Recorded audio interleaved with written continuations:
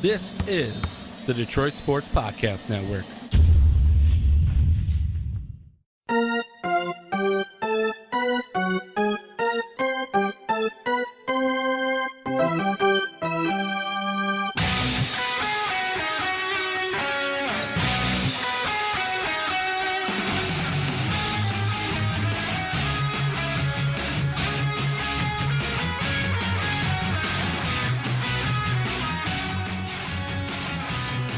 And welcome to the latest edition, the freshest batch of Tigers Talk with Chirco and Company. I am your host, Vito Chirco, alongside the Podfather, my partner in crime there, the Doc, John Macaroon. John, what's going on today, my man?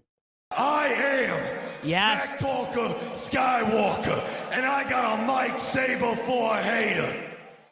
Yes, sir, Vito. I first want to give you credit. You know, what I like about doing this podcast is I get a chance to feature guys that are passionate about sports, that like to do this, and that are committed. You've come in and week out, and today you came bearing gifts for the studio, and you brought a little bit of class to the office. I really like it. Tell us what you brought to this office. I first want to say thank you. It means a lot to me. It's really cool. I brought the Top Cat Sales, a partner of the Detroit Sports Podcast Network and Tigers Talk specifically, the banner for Top Cat Sales located in downtown Royal Oak, lovely Royal Oak there, and it's a custom Adidas team apparel and a proud partner and sponsor of the Detroit Sports Podcast Network and of Tigers Talk. Unbelievable. And it is very unbelievable. Finally, something is on the white wall here. It was so white, nothing there, so blank and ugly. You know, boring. It was boring at least. And now we have this to fill some space here, the banner from Top Cat Sales. I recall when Justin Rose came in for his one-on-one feature, he's like, yo, can you spring in the budget for like a 4K TV? And I'm like, whoa, back that up a little bit. We're still working our way to earn some sponsors, and you brought it for me free. So that's what I really like. And it's up on the wall. I'd do anything for you. And it looks good. We did our first Facebook Live video with it on there, and it looks really good. And like I said, you brought a little bit more class to the studio, and it looks really good. And I'm looking forward to this Tigers Talk podcast because the Tigers made a little bit of news, lots of things to dig into. We're right in the beginning of the baseball season. Lots to talk about in terms of, that series versus Houston and previewing the upcoming series this week versus Kansas City. You ready to rock and roll, baby? I am. Let's go do it, huh? And now let's first I want to talk about Jared Saltalamacchia. I want to talk about him first and his production so far this year, Doc. What have you liked, first and foremost, that you've seen out of Jared Saltalamacchia in that backup role for the Tigers and now in this primary starting position because of the fact that James McCann is out with the injury? Well, a lot of people kind of raised an eyebrow a little bit when they traded Brian Holiday, just because he was a professional. He was a guy that we kind of got to know and kind of appreciated what he did for the Tigers. But in terms of Saltalamacchia, what he's done early in the season, when you look at his numbers, he hits a lot of home runs that puts the team in front. So he's got 4 home runs this season, and his home runs have helped the Tigers in games where they've been behind, and they haven't won them all, but he's helped, with that big bat to bring them in games, bring them back. And he's been a valuable addition. And when James McCann went out, everyone's like, uh-oh, is that going to be a big drop-off? But, Salty's a little bit inconsistent at the plate. He is a little bit boom or bust so far, but he's a guy that kind of brings an extra pop as a backup, and he's very serviceable. And so far, so good. I mean, we're talking, as of this recording, about a Tigers team that's 7-4. They're playing very well. They got a big series coming up this week versus Kansas City. They lost the series versus Houston, but Salty did a good job, and he's been serviceable. Now, there's a lot of other concerns on this team, and we'll probably talk about that a little bit later. But in terms of the addition of Saltalamacchia, I'm getting better at saying his name, but I just need that extra pause to get it out there. He's got the longest name, I think, on the Tigers. And on the back of a jersey, I think, in Major League Baseball, too, right now. But the trade's been okay. I'm pretty satisfied with his play. He's a player that has kind of earned his keep, and so far, so good. Keep it up.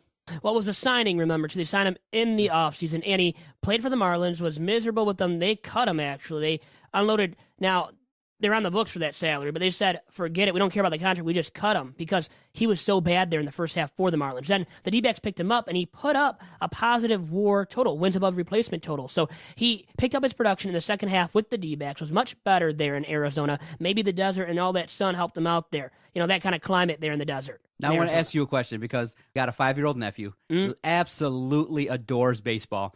And I'm like, hey, hey, little Anthony, do you know who the new Tigers catcher is? And he's like, yeah, Sal Talamacchia. And I'm like, oh, what do you think of the home runs? He's like, he comes to me straight face as a 5-year-old, and he goes, every time I watch him, he strikes out. So he's not watching the good stuff. He's not watching the power production then. I was like, wow. You're watching a little bit more intently than I am. Yeah, more in depth, I guess, than you, Doc. What are his stats this year? What are we looking at? Well, 4 home runs, 11 ribbies. Now, he's going to K because he's a power kind of guy, so we're going to have to deal with that, by the way. A little bit, quite a bit this year? He has a little bit to start off. I mean, if you're hitting for power like he has, I'm not going to worry about that. But it's cute that your nephew, you said, right, who's only 5, he might already know more than you and I don't know. He knows probably more than some fans out there.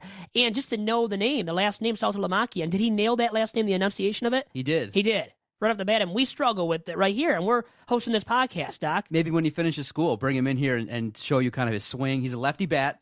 It's always good to be a left-handed bat. Loves him some baseball, and he follows the Tigers. I mean, I tweet him or I text him every morning, and I'm like, Tigers won, Tigers lost, and we'll have a little fun, and he'll be like, yes, no, and so he's keeping up with it. He also got into video games. We busted out the MLB 2K12 with Justin Verlander on it, so he's a little bit confused as to why Max Scherzer, Prince Fielder's on the team. Why is Johnny Peralta batting? But we've enjoyed. I love having this little nephew. He loves baseball, keeps me motivated, and he's a good little kid, and he follows it. It's really cool. Those Tigers from 2012 might now end up being the glory team. You know, the glory days, those ball clubs of the last decade and a half for the Tigers.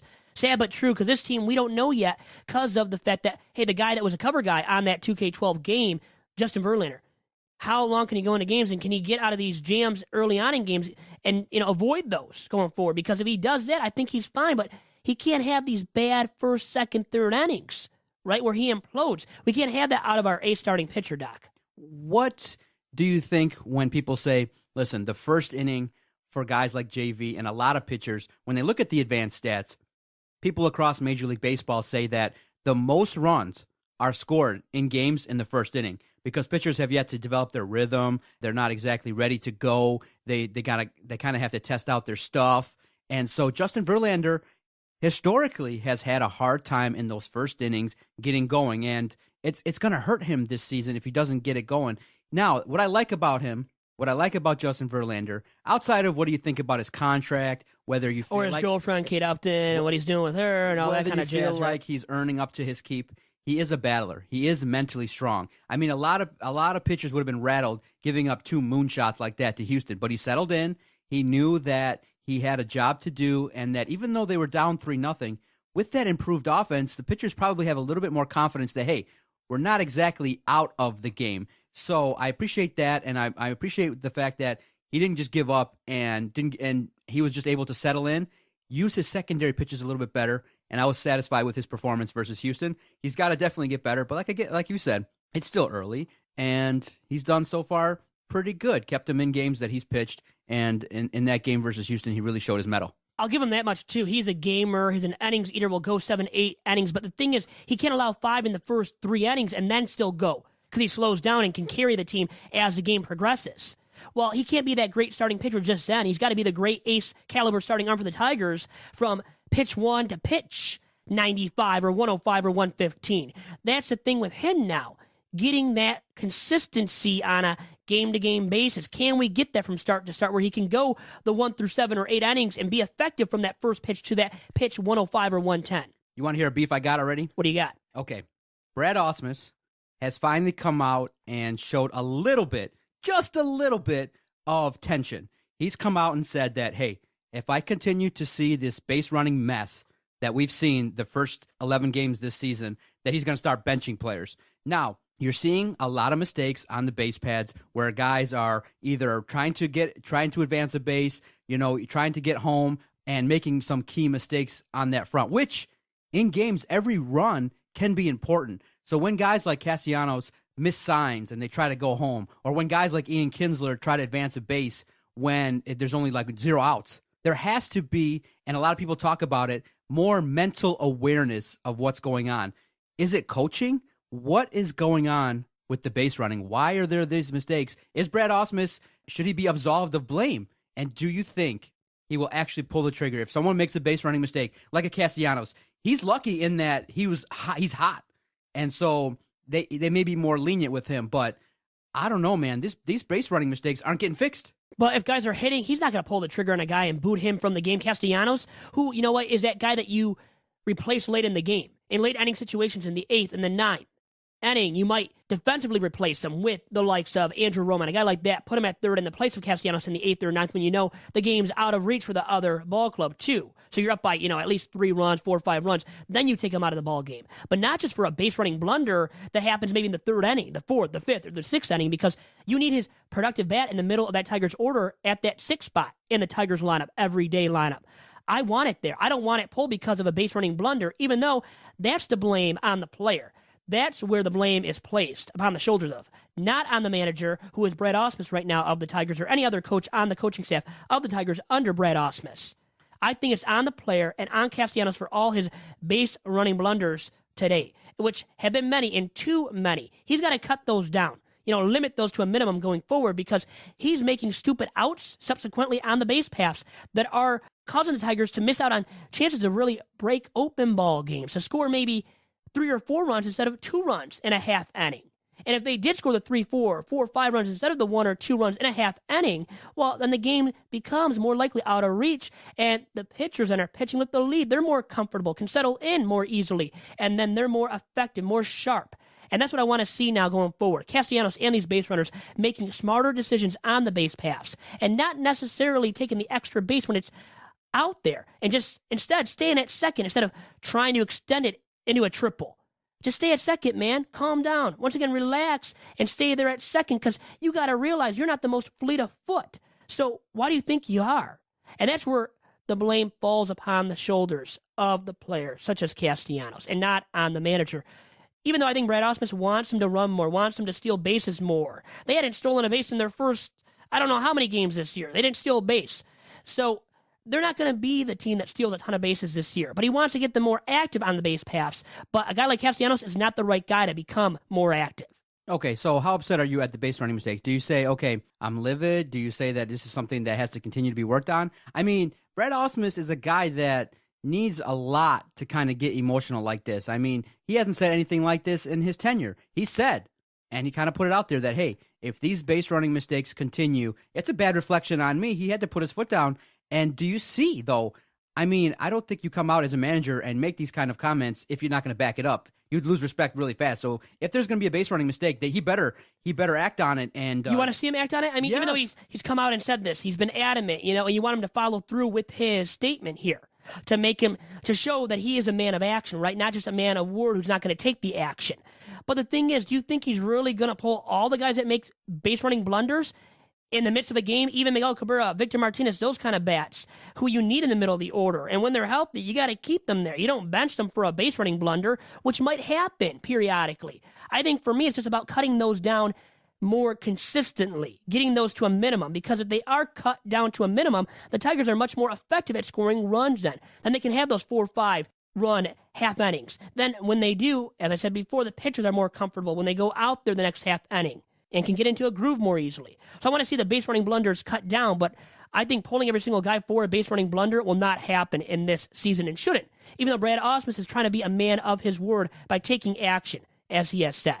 Okay, so yeah, it's one of those things where we are early in the season trying to identify problems so that they don't linger. And it's been a problem now for well over a season. Oh, yeah, I mean, dating back to Jim Leland when they couldn't run the base paths, smoothly, and would make those mistakes out there. And the guys do it too much. And it's not just Castellanos stock. It really isn't. Guys trying to stretch these doubles into triples. Just stay at second base, man, or stay at first base when you're trying to stretch it into a double. Stay with the single. Stay with the double. Don't go for the double or triple when it's not out there. If there's a good guy out there with an arm in the corner outfield or in center field that's going to be attempting to throw you out at the subsequent base that you're attempting to go to, avoid that from happening by just staying at the base. Don't risk it when you have a chance to break open a half inning. And that's where I find fault with the Tigers right now, specifically. Okay, so early start, 7-4. They lost their first series of the season versus Houston. Not that big a deal.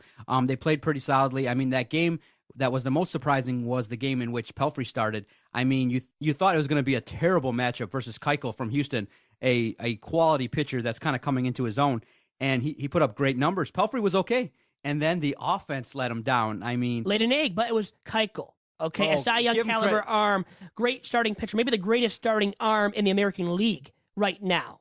So, yeah, to give the Tigers some slack, I think it's necessary. We got to cut them some slack and give some benefit, some credit to what Keuchel did and what he does effectively every fifth day on the mound for the Astros. And that's, hey, the Tigers just ran into a wall that is Dallas Keuchel on, in that game there, where Pelfrey started and was actually on Friday night was good enough. He got out of jams early and stayed in the ballgame and allowed the Tigers to be in the ballgame to where they could have scored enough runs to win that game. But, hey, getting shut out by Keuchel, that happens against many other ball clubs too. So I'm not going to take anything away from the Tigers and what they didn't do in that ball game because they did face Keuchel. Doc. So as of this recording, we're on the verge of a series versus Kansas City, and Kansas City currently is sitting atop of the AL Central with 8 wins, 4 losses. Tigers sitting firmly in second at 7-4. The White Sox 8-5, and you have pulling up the rear the Indians and the Twins. Indians are 500. The Twins, after that terrible start, have put together some wins. They're sitting at 4-9. Your early impressions of the division. I mean, 7-4 doesn't even get you to first place. Unbelievable. Well, like I said, don't care about that. It's early. Calm down, relax. Like Aaron Rodgers once famously said, it's not worth the getting worried and overreacting right now about the Tigers. We're only a half game behind, but we're playing and Kansas we're City playing them now. 3 games. Well, you got to take advantage, right? Beat them 2 out of 3, and why not? Now they have their ace starting pitcher, Yordano Ventura, on the mound on the day of this recording. Great starting pitcher for them. Is he an ace, though? Do they really have an ace, the Royals? Probably not in that pitching staff. But am I surprised at the same time that they're in first place right now, the Royals in the AL Central? No, not at all, Doc. I think they will stay there. And I think the Twinkies, who, by the way, they beat the Halos. They won a series against them recently to get out of their funk because they started off 0-8, 0-9. Now they have some wins, to their credit. And the Twins will be better than what they started with. But I expect them to stay in last place, by the way. And the Tigers to hover around this 500 mark and probably be about 5 games over it as we near the All-Star break. And maybe they extend it to 10 games over by the end of the season. And that's, for me, the best-case scenario, that they finish about 7, 8, maybe 9, 10 games over 500 by the end of the year, Doc. So right now, where they are, only 3 games above 500, but a half game behind the Royals, where they're facing right now, I like where they stand, actually. Even though I'll say this really quick, too. I know you want me to get going here, and I always like talking, but against the Stros, they wasted that opportunity to win that series. They should have won that series, by the way, Doc. So, great timing, Vito. We're going to take a quick break. When we come back, we'll have Dom Chirco in studio. We'll have a guest here on the podcast, your boy Kyle O'Connor, regular contributor to this podcast, talking about the Tigers start. And later on in this podcast, I look forward to revisiting this series versus Kansas City, the Big Vito Buster of the Week. Maybe we'll debut, and we'll get a chance to peek in with Dom Chirco, who comes back, makes up another appearance on the Tigers Talk podcast. We'll be right back after this quick commercial break. Looking for team apparel for your high school, your club, sports team, or corporation? Then look no further than Top Cat Sales, located on the east side of Main Street in downtown Royal Oak, between 11 and 12 Mile. Through founder and former University of Michigan quarterback John Wangler's leadership, Top Cat Sales has developed a tradition of selling and distributing custom Adidas team apparel with the very highest quality and the very best service. Get your organization, school, or club team all in with Adidas today by going online to TopCatTeamSales.com.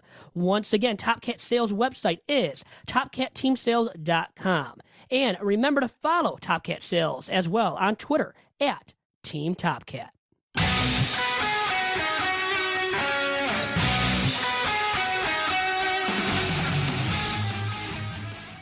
And while we're waiting here, I have my brother in studio coming through in the clutch, the big-time White Sox fan that is Dominic Chirco. Dom, what's going on today?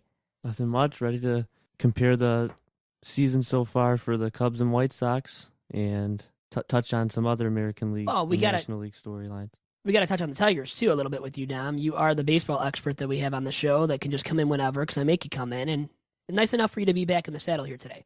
Taking time off from school? No, you don't have any classes, right? You better not have any classes. That's what I believe is true. I don't have class today. Good. That's good for me. And Doc is here with me as well. But, we had a question tweeted at us today here, Doc, about how concerned we are about Verlander and Sanchez's last couple starts. Yep, the question's from @CrashDavis9. Ed Miller wants to know, are we concerned at all about Justin Verlander and Anibal Sanchez's last couple starts? Now, Justin's, it's been a little bit interesting in that he was rocked a little bit with that fastball. But once he integrates those secondary pitches, you see that he's able to kind of get out. It's very interesting, though. He kind of reverts back to that old style of, hey, I need to use this fastball, but it's hittable. Yeah, he's better than that now. He's got to remember that, though, and regain that form at times. And he starts off very slow. That's the thing. Him starting slow has hurt him so far this year, Dom. And now you talked to me. I wanted to bring this up specifically to you because you brought up to me after a second start of the season against the Buccos where he wasn't effective in that game where Bill Dugan was the highlight of the game. Well, he was ineffective, and you said that that was the start of Verlander's implosion, Dominic. So I want to put you on record here. Put you on blast a little bit about that. Was it the start of Verlander's implosion? Give me something bold here, Dom. I said it could be the start of his implosion, but he with the thing with Verlander is he starts relatively slow. He works in his fastball to start the game a lot. He doesn't use as Doc mentioned, he doesn't use his secondary pitches until about the third or fourth inning or the second time through the lineup. But probably the most concerning thing is his effectiveness with two strikes. A lot of two strikes RBIs. Jordy Mercer in that game had a 2-0-2 pitch, a slider that was left over the plate. He hit it right back at Verlander up the middle. Just two strike RBIs. If you look at hitters with two strikes, he's not putting guys away as consistently as he used to. So that's a concern going forward. He can't rear back and throw 90, 96, 97 just whenever he feels like it. You've seen him have more movement on his fastball. He's throwing more downhill, getting a little bit tail, like a two-seam tail to it. So as far as that goes, he's going to have to learn to pitch to contact with his fastball, and he's tried to do that over the past year or so. You can tell he's tried to do that, especially in the early innings, first time through the order to get a feel for it, and it's worked effectively. But what's really going to hurt him, and I think you could see an implosion, is later in the game's third. If he gets to the third time through the order, he's not going to last as long as he used to. And guys, have you noticed that his pitch count has kind of gotten elevated early in games? I think the second time maybe in his entire career where he threw 100 pitches and didn't get out of the fifth inning. Yep. So it was that means he needs a little bit smoother time to get through these innings. If you're gonna, that, and a point that we all noticed was, I think we talked about, wasn't he used like around 112 pitches or so in his start early in the season? That might be just that was a lot. We said that Ausmus might be to blame. Ausmus, I think, was stupid in doing that. Dominic, what do you think? Yeah, you can tell when a pitcher's effectiveness starts to slip when his location's not there, especially late in the game. That's a managerial issue. That's not being cognizant of the situation at hand of a pitcher, a veteran pitcher. Most teams now, you have guys like John Lackey on the Cubs, older guys, John Lester too on the Cubs. Their effectiveness starts to slip, but you see Madden took Lackey out last night as his pitch count rose. So that's something, especially now, someone like Ausmus, who had the issue last year, his first start back, Verlander came against the Yankees. He threw about 120-something pitches in that start, right back from injury. So I remember laughing at myself about that because that was so stupid on Ausmus's behalf. And now, he thinks JV is healthy, he's going to be more effective, and he's shown some signs of being good, being the good JV. But the thing is, in the second start of the season to be that ineffective, why not pull him? Now, let me ask you, do you think it was because of the fact that they have had the injuries to start the year to the bullpen? Alex Wilson, Hardy being out. I wonder if Ausmus would have pulled him if he knew he had Wilson to go to or Blaine Hardy. And we'll find out now as the season goes along because Wilson's coming back. It will really test the managerial qualities of Brett Ausmus to see whether or not he really has what it takes to be an in-game manager with the strategy and everything down. Yeah, I think the issue there is the middle relief is banged up with Hardy and Wilson. So he's going to try to stick to Verlander, stick to his vet as long as he can in a game. The issue is, they should probably use Drew Verhagen. They have used Drew Verhagen. And he showed some velocity out of the pen, more than he did as a starting pitcher. He throws downhill. He gets the arm across his body to the other side. You can tell he's not just throwing downhill, but he's got movement on it too, which with that velocity is definitely a sign forward. Another guy that's shown great signs this year and who has had an uptick in velocity out of the bullpen, another middle reliever in the majors, is Matt Albers. He has that same... Why are we talking about Matt Albers, Don? Does he belong to the White Sox? Doc's like, what the heck's going on here? We're talking about White Sox right now? Did I miss another guy? Yeah, he's not on the Tigers. No, it's like, Dom, come on, trying to fit that in. Always trying to work the White Sox in. But reverting back to the Tigers, and Doc, you have a point, I think, really quick. My point is, to get to the individual who tweeted us, of the pitchers that we're counting on, Verlander and Anibal Sanchez, who do you guys have more of a concern of? I think more concerning is Anibal Sanchez, in that you saw again versus Houston that this is a guy that if he's not locating his pitches, that he can be hit as well. And again, giving up monster home runs and not being able to eat up innings. And basically, with Anibal Sanchez, he can't go deep in games. Once he hits that 100-pitch limit, it's pretty much ineffective. And he's a guy that is hard on himself. He has been, okay in his first couple starts, took his first loss versus Houston. But in the, to answer the question, I'm more concerned about Anibal Sanchez. Same here. You know what, Dom? I don't know what you think, but I was going to say about Sanchez. So far this year in his 3 starts, 5 2/3 innings is the most that he's pitched in a single outing. I mean, Sanchez, though, this is a good point, too, to bring up regarding him. When he was healthy and when he was at his best, in his purest form, most effective form, he still couldn't go deep into ball games. Was never that innings eater. And especially now, what do you expect out of him? He's been hurt of late. He's later in his career, older. All that stuff adds up to you, and it's a lot of mileage now on his arm. So will he be the same effective pitcher? We've talked about this. I don't think so, and that's why I'm more concerned about him going forward than JV. And I was looking at Sanchez's first 2 starts, 5 innings and 5 2/3, 4 hits allowed in each, and only 2 earned runs in each. So not horrible, but 3 walks permitted in each of those 2 outings. And then this last one, he cut down on the walks, but then he allowed the 4 runs, 4 earned, and 5 total runs. What, 8 strikeouts, 7, 8? Had 8 Ks, so he brought that, but it seems like if he's going to strike out the batters, it's going to be too much on him, right? He's going to work too hard, and then the pitch count goes up, right. And that's the problem, too, with JV. I mean, they're really similar in that regard. The issue with Verlander is his strikeout percentages have dipped even more than Sanchez's, which is more of a concern to, especially a team that has a good, batting average and balls in play, a team that can spray the ball. He's going to get knocked around earlier, and the fact that maybe he doesn't have control issues like Sanchez has, but he has problems with his velocity's even more down than Sanchez. He's going to give up more hits, and it's about evens out. You can't really decipher who's. But who do you like more? If you had a starter rotation, if you or the GM of the White Sox, Dom, who would you rather have in the White Sox rotation right now, Sanchez or JV towards the top? Now, Anibal's the 3rd starter, but who would you take of those 2 for the White Sox right now? I know Sanchez is struggling. Yes, he's had control issues, but I would take Sanchez. I can't believe it. He's no longer the Sanchez. It's JV. He brings his varsity stuff, not as consistently start to start, but still, Doc, I think you and I both agree. JV is still the clear-cut guy that you want in your rotation if you're starting a rotation right now. Doc, you tell me, though. I'm putting words in your mouth. Tell me. No, not at the price that we're paying him, but this is a guy that's battling. It's still early in the season, so there's a lot more time that we can see how he's going to battle. But really, I think with JV, it's a lot more mental than talent. Anibal, I think now, like you said so eloquently, you could see that his arm's breaking down. He's not going to be as good as he was in his prime. With JV, it's going to be, is he willing to use the secondary pitches? Saul Tomakia was a little bit surprised that the gun read 89 to 90 miles per hour. I'm not surprised. This is a pitcher whose miles per hour has dipped around 92, 93, 94 consistently, where it peaks. So this is a pitcher that early in the season may not get up there with his fastball. So somebody has to talk to him and say, listen, you can't just go up there and start throwing fastballs early in game. Work those secondary pitches. Be confident. If you get hit early with those secondary pitches, get into that rhythm. Your fastball, those home runs weren't just nilly-dilly. They were bombs. So that means that his stuff is hittable, and that means that he's got to become a more well-rounded pitcher. Is he going to be able to do that? Because I got a feeling this dude's super stubborn. Why isn't he doing that early in games more often? He has to dig deeper into Jim Price's art of pitching. Use it. Use your stuff. Right? He's got a good curveball, got a good slider. You just can't go up there and start throwing fastballs to these hitters. They're going to crush you.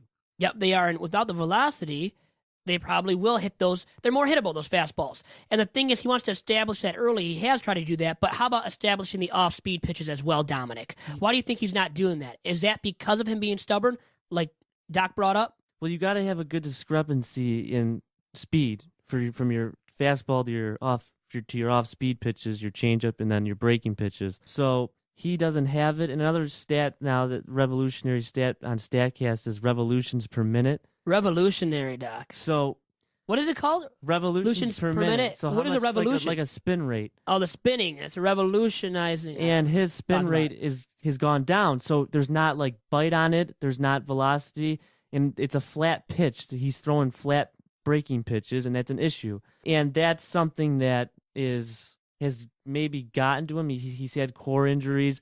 He can't rear back and throw the velocity that he had before the 97, the 98.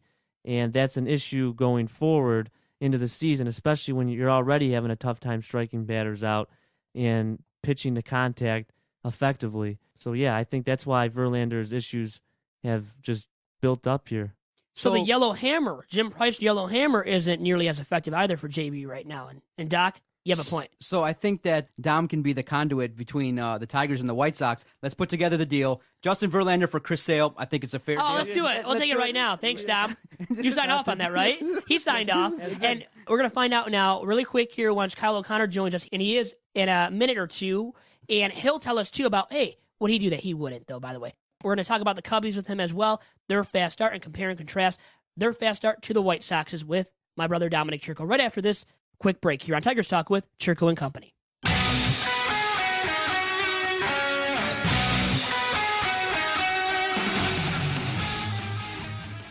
And now joining me on episode number 37 of Tigers Talk with Chirco and Company is my buddy Kyle O'Connor from 5widesports.com. Kyle, what's going on today? Not too much. How are you doing, Vito? Very good. Very excited right now about the Major League Baseball season at hand and about the Tigers, maybe a little bit about the White Sox. And I know you're elated about your Chicago Cubbies off to a 10-3 start. They're going to win the World Series now, right? It's going to be the Cubbies and White Sox or Cubbies and Tigers, definitely. We know that much right now, Kyle. I'm not willing to go World Series when you haven't been to one since '45. Makes you a little hesitant, but they're a really good team, really balanced. Obviously, we've seen that some of their big bats have been pretty quiet so far this season, and they still have the best record in baseball. It should be a fun year. Yeah, let's not jump to conclusions yet. And Dominic, you settle down too. You don't jump to conclusions about your White Sox and their great start. And we're going to compare and contrast those two clubs today with my brother. He's alongside me in the studio here on Tigers Talk. But first and foremost, the Tigers, my Detroit Tigers here on Tigers Talk. We have to talk about them. And Kyle, give me your early impressions about the Tigers ball club from afar. I mean, I think they'll stick around for the entire year. They're not going to go away. I do worry about their rotation. Their rotation is going to have to stay healthy, and their big bats are going to have to stay healthy. I don't think they're going to have a whole lot of wiggle room if they have anybody go down. But if their pitching can keep them in games, and within a run or two for those big bats to do what they do, they'll be fine. Both Central divisions are pretty tough. I mean, it's not going to be easy. The White Sox are off to a hot start, and obviously the Royals are good, and even the Indians are probably going to stick around. So it won't be easy, but I do like their lineup, and I do think they'll keep you engaged for the entire summer. Yeah, big series right now for the Cubbies and Cardinals and for the Royals and Tigers going on. And first now with your Cubbies and the injury to Kyle Schwarber. Talk to me about that and the impact that will be felt in the Cubs' everyday lineup. I mean, it definitely hurts. He's obviously a really good hitter. I don't think on a day-to-day basis it's that big of a deal.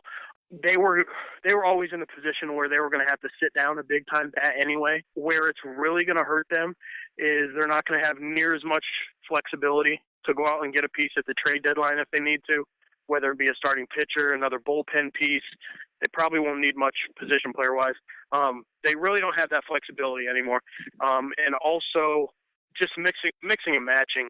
You see the lineups like it basically takes away their dream lineup where if there's a DH where they can go with Schwarber catching, Rizzo at first, Zobrist, Russell, Bryant, Soler, Fowler, Hayward.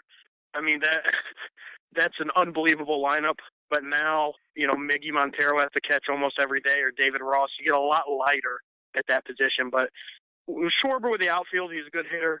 Soler's fine. Baez just came back up. He can hit. I don't think day-to-day it's going to be a big deal on the offense, and we've seen that. They're 10-3. They only had him for one game this year, and he went 0-4.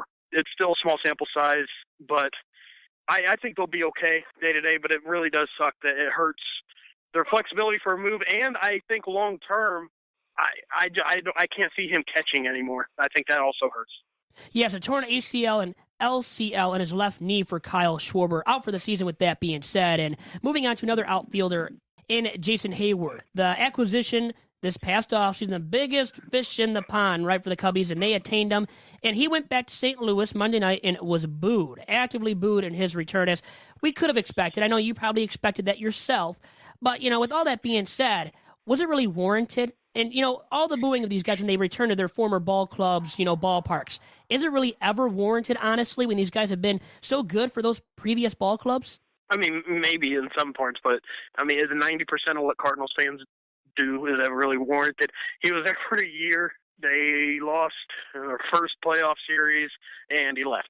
I don't see what their problem is. I know they have a big problem with the Cubs right now, and if I was a Cardinal fan, I would have a big problem with the Cubs too.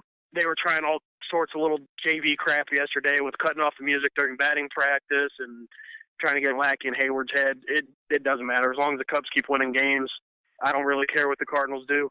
If I was Hayward, just like when LeBron goes on the road and gets booed, I'd take it as a compliment. They're not going to boo a nobody.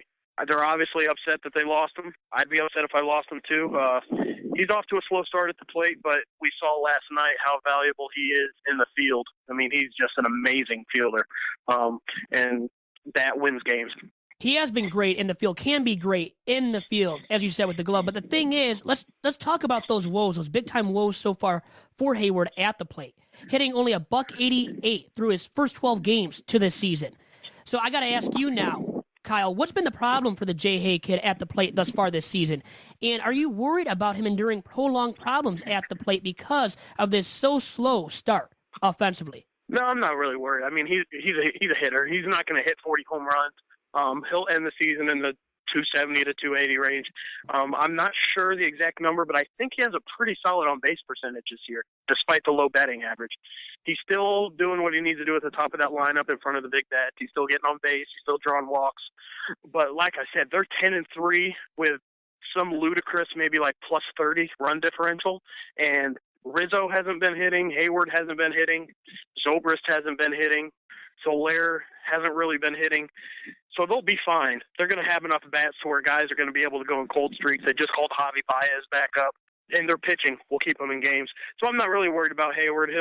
I think he'll finish in the 270, 280 range, and as long as he gets on base at a good clip, that's really all they need from him. Kyle, how about the north side of Chicago's all-star first baseman, though, and Anthony Rizzo and his struggles at the plate so far this season? Yep. What's been the deal with those offensive troubles from Rizzo? It's another guy. It's just small sample size. He's also going to end in the 270, 280 range. The power's still there, but we know he's one of the best all-around hitters in baseball. He's just such a good hitter, and he's a lefty that hits lefties really well. And when these 10-game stretches happen in the middle of July, no one really pays attention. But at the beginning of the season, it gets obviously magnified. But Dexter Fowler has been arguably the best player in baseball so far. And then your 2-3 hitters with Hayward and Rizzo, they're not playing that well. And even Zobrist, who's bounced between the 3 spot and the 5 spot, he's not hitting that well. When all those bats come rolling around, it'll be scary to think if they can get that much better. But that's why I think the loss of Schwarber, although it hurts depth and flexibility on a day-to-day basis for the lineup, I don't think it's a massive deal. These bats will come around, and like we haven't mentioned, I told Dexter Fowler's been playing really well. Chris Bryant's been playing really well. Jorge Soler's starting to hit after a slow start. They'll be okay. Even Addison Russell, the young shortstop, he's been playing pretty well as well. So forget about Schwarber. Boot him to the curbside. You don't need him. You don't need him, huh? It's nice to have that big power bat in the middle of the lineup. But at this point in his career, he was still probably a platoon player. He wasn't going to play a whole lot against lefties, and he did strike out a lot. The guy you're replacing him, and he was bad in the field. The guy you're replacing him with Soler is a little bit more of a patient hitter. He can hit righties and lefties, but make no doubt about it, you want to have that big bopper in the middle of the lineup, especially come postseason. We saw how valuable Schwarber was last year. So I think that's the regular season, I don't think will be much of a problem missing Schwarber. When they get to the postseason and they need to start clearing some of these men on base, we could see the issue. But as you said, at 10-3 right now, and they haven't even had Rizzo or Hayward perform effectively at the plate. So once those guys get going into the groove of things, they're going to be scary offensively. And they've already been great. Already have had a great start, and now here's our big topic of the day, comparing and contrasting the White Sox's fast start and the Cubbies' fast start with my brother Dominic Chirco. He is joining us here on Tigers Talk. And Dom, I'm going to ask you first about what you think about the Cubs' fast start, and then I will ask Kyle about what he thinks about the White Sox's fast start. Dominic? Well, the Cubs so far, they've had their struggles hitting with Hayward, Rizzo.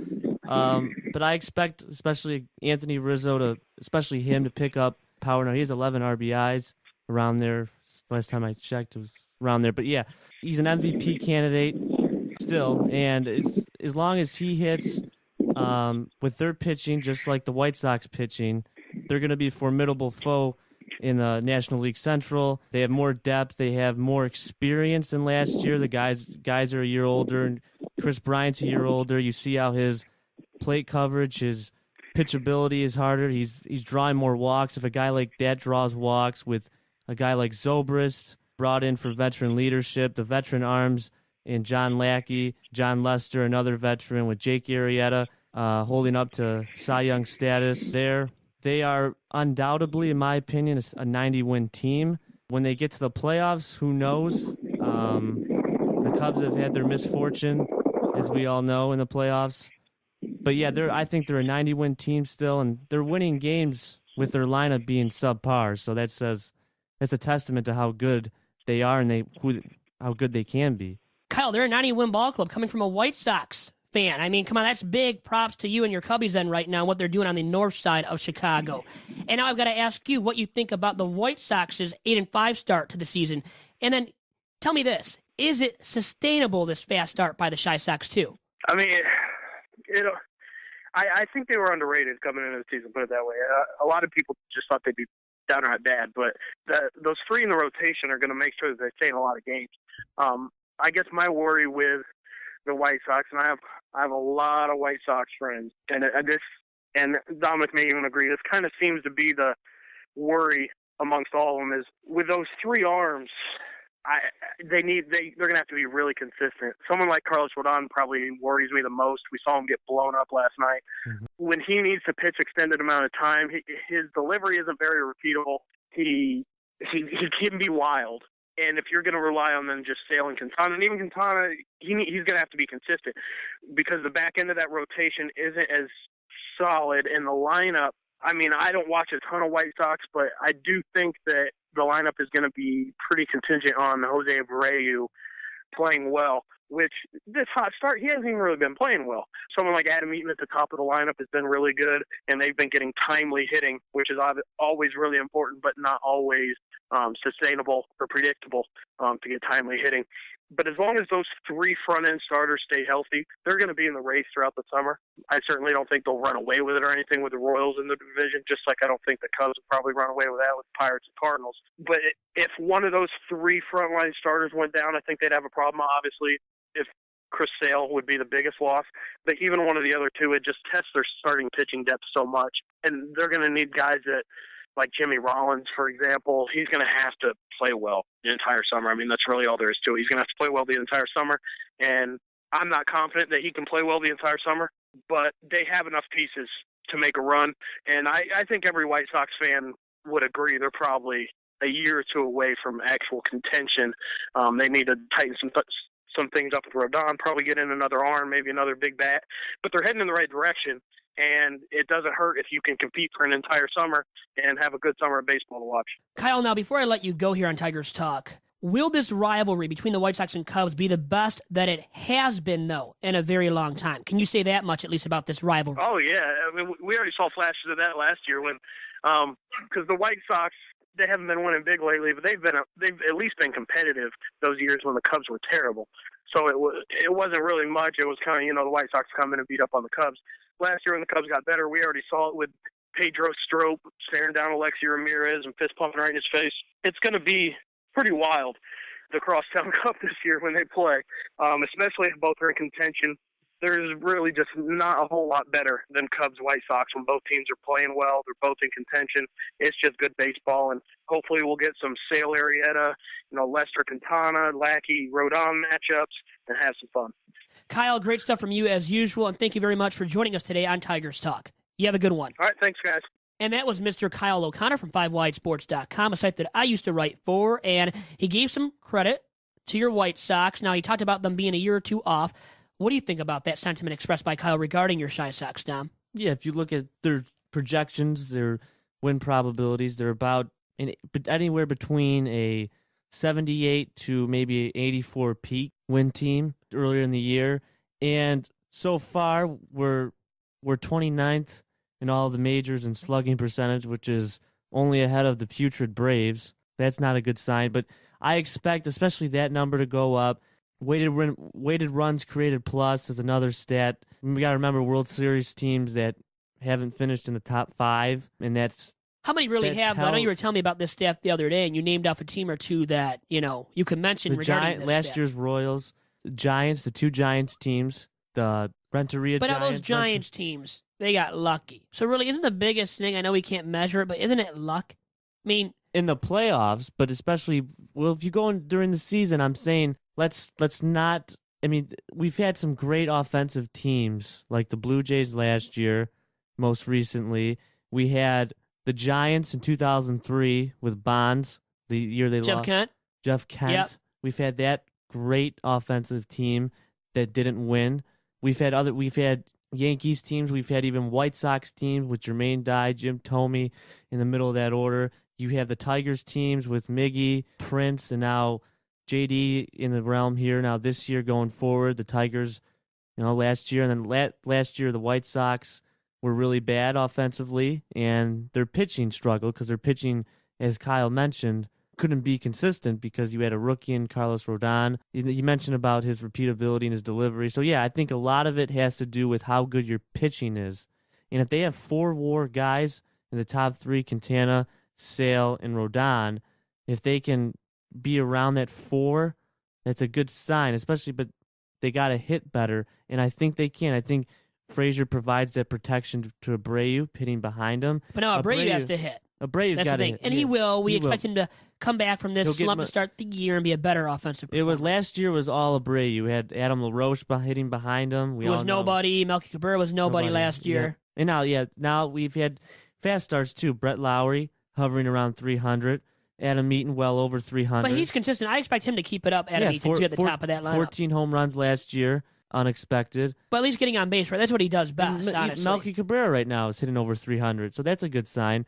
Again, there's issues with defense, which last time I checked, they were top. I think they were like 6 in defensive runs saved so far this year, which is shocking.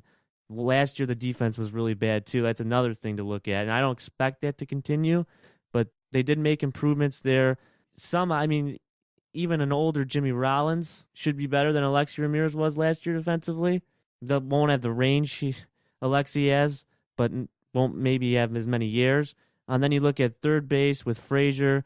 He should be a spark plug. You remember last year in the second half, his numbers dipped. His numbers tailed off from the first half. He won the home run derby. People were saying his swing, what's wrong with him? Why isn't he hitting now? He's always been a streaky hitter, even last year and in years prior. So I expect him to pick it up. I expect this team to be a better offensive team. They can finish around middle of the pack, and their rotation continue to be top 3 in ERA. They're number 1 right now in ERA. If they continue to be in that category, top 3, with a better offense, I expect them to be about an 84-win, 85-win wild card team. And remember, another scheduling too. I mean, if you have the teams contending here, you have Seattle. You play your games at Safeco Field later in the year. I have to look at it, but whoever has if the White Sox play at home, the Mariners are playing in Safeco. Ballpark factors play a part later in September. We could see where if it comes down to that, Seattle team who struggles offensively just by virtue of their ballpark, a team like that competing with similar pitching, they have the best bullpen ERA right now, Seattle. They have the best bullpen whip. Benoit, baby, the difference. It's my man. Why didn't the Tigers keep him, Dom, right? So a team like that. Should have kept him. So I expect like the Mariners, the White Ryan Ford's Mariners. Go on. The Mariners, the White Sox for that battle for that wild card. How about the Tigers? Some love for the Tigers, hometown ball I think club? the Tigers. I think they're ultimate. What is their window of opportunity in terms of how many games they can win this year? What is the max they can reach, you think? Well, since their offense is so good. So good. This gets you going, right? Gets you going, gets me going. Since their offense is so good in runs scored category, it's going to be tough, but they got to get quality innings out of JV, almost ace caliber, I would say. And then you got Jordan Zimmerman, Anibal Sanchez. We'll see. I don't think even their bullpen has their flaws. An older Frankie Rodriguez, K-Rod, who blew his first save opportunity against Miami. Their bullpen's a little bit, especially in the back end. They just designated Logan Kensing for assignment. Especially that's a big loss. We're going to miss him. Former Tiger great now, we can say about Logan Kensing. But no, Mark Lowe might not duplicate what he had in the first half. He had a 0.86 ERA in the first half. Yeah, I don't think he'll duplicate that. So, yeah, and he struggled in the second half, and then he was hurt. We'll see where they go. We'll see how effective that 8-9 Tigers setup closer role is and how their bullpen really holds up. And we'll see if Alex Wilson is healthy, they'll be better. He's key, Dom, and I think also Justin Wilson, what he does. I think he should be the setup guy. If Lowe struggles, I think Wilson should be the guy. I think Wilson maybe already brings more velocity right to the table than Mark Lowe, who's older than Wilson, too, right. Dom. Yep. And as a lefty that can throw for velocity, you don't find that in many left-handed arms. So Wilson he's a specimen. He's a man amongst boys, in my opinion, for left-handed relievers, and a guy that's much better than what we've had in the recent past, for the Tigers bullpen. Talking about, we've had Phil Koch, guys like that who have been miserable. Now, he was good, remember. We got to give him credit for what he did in 2012, stepping up and being the closer in that run to the Fall Classic. But outside of that, not many good left-handed pitchers since Jamie Walker. Do you remember him? It's been a long time since we had a really good, reliable lefty. So I think Wilson now is at the back end of games. And also key, as you said, is the health of Blaine Hardy, another lefty, and then also Alex Wilson, what he does now coming back from that injury. Yeah, and then another thing, the back end of the rotation. Yeah, I heard you didn't notice, you didn't give any love for Pelfrey or Shane Green. I thought you would just love those guys, show so much affection for those two today.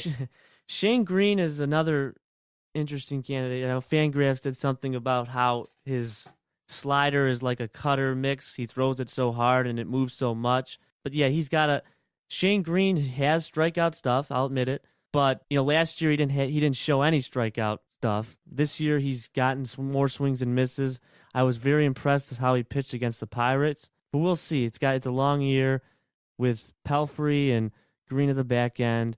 But I'm more worried about that front end and how that holds up going forward than more than anything. Because I think their front end is their core guys, their core rotation arms.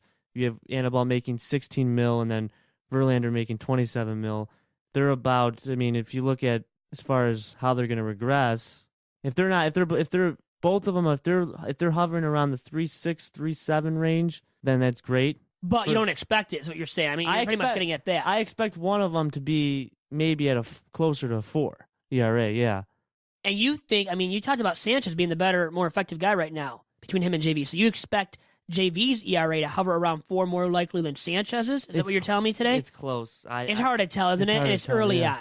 It is early. The only thing I can say is the velocity, especially if you looked at, if you go on Fangraphs and look at Verlander's velocity and his secondary pitches, he does, he had great spin rates before, and he still has a good spin rate. Last 2014, he didn't have a good spin rate, but he's mixing a lot. He doesn't have a good feel yet. If he doesn't get that feel down, the thing with Sanchez is he has, I think, pure strikeout ability. He's still striking out guys.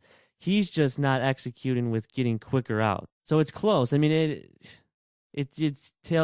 can flip a coin and see who has a better ERA. They might have this very similar ERAs. How about Jordan Zimmerman? Not really talking about him, but it sounds like you're not concerned about him. So with that being said, could he be the most effective starting pitcher in the Tigers' rotation by the end of the season, in your opinion? Yes. Yep. Do you think he will be? Are you willing to go there now? I'm willing to go there. I'm going to say Jordan Zimmerman's will be the best Tigers starter going into.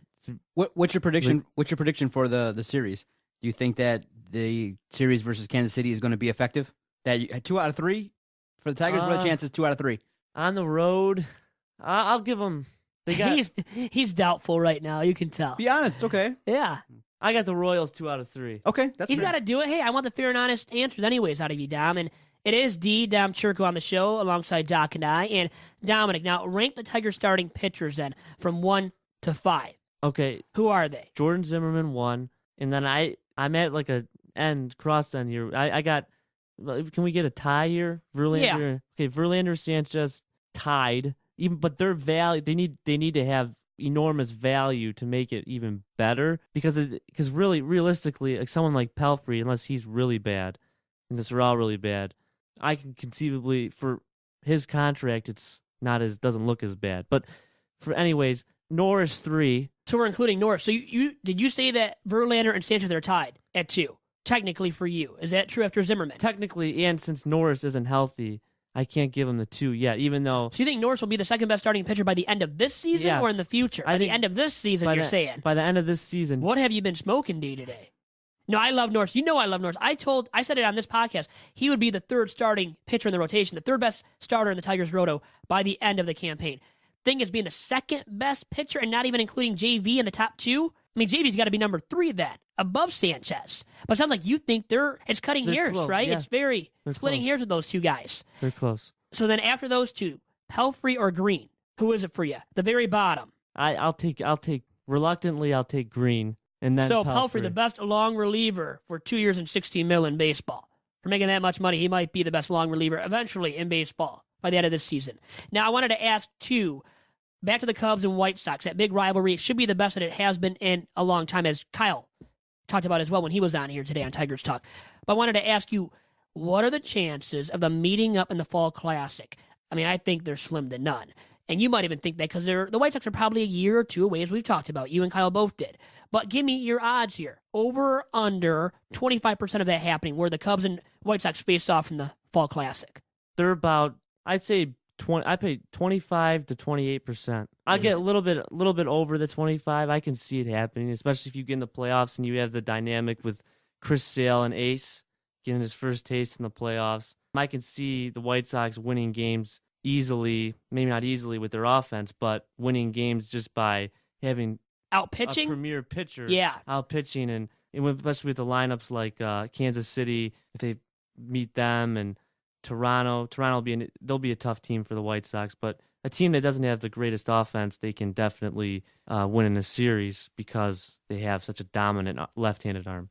So the chances really quick of the Tigers and Cubs facing off in the Fall Classic, Dom Chirco, over or under 25%. And this is Big Vito's. Remember, Big Vito's over under. Didn't mention that to start off. Dom? I give the White Sox better odds than the Tigers, so I'm going to say gotta do that, right, Doc? under 25%. Very under. 0. 0, right? Yeah.